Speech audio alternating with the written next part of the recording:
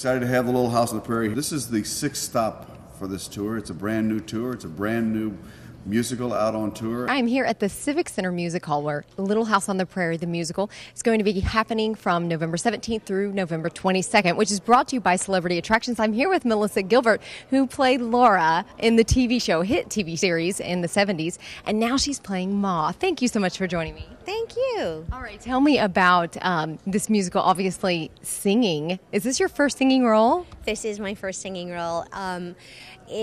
Singing was something that I always wanted to do and could do. My father was a singer, and I grew up around a household of singers and musicians, but I was always afraid to do it. It was like, it was so vulnerable for me to sing in front of an audience. It really scared me. I went to a vocal coach, and I came to the realization that I'm now 45 years old. And if I'm lucky, I'm halfway through. And if I don't stop challenging myself, if I don't stop challenging myself now, if I don't stop taking chances, I'm going to stop living now.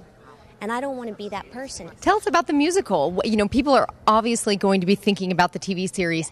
Is it similar? How does it compare? The musical is very book-based. It's based on the last 4 books in the series. And although the television series was based on the book, because we were on for so long, we had to open it up. So there were a lot of characters in the series that were not actually really part of the Ingalls family. And this is very close to all of the things that really happened. And it takes place from the family's move to De Smet. So they go through the blizzard and Mary's blindness and Laura's coming of age and meeting and falling in love with Almanzo. And it ends with the wedding. Now you're seeing someone else playing Laura. How is that for you? Is that kind of deja vu, weird feeling? It's not. I mean, at first it might have been kind of, I don't know, awkward, because I answered to the name Half Pint all the time because that was my nickname off camera. Wow. So it took some getting used to a couple of years ago when we started this process. But Cara Lindsay is she has so inhabited the role of Laura, and she has got there's so much, she's so different from me at that age. And also, I was 9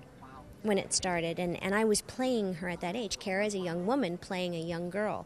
So she's really had a bigger challenge than I have, and she has, when people see her in the show, they're just going to be amazed that she's able to go from 12 to 15, 16. You have written a novel yourself? My autobiography got published this past June.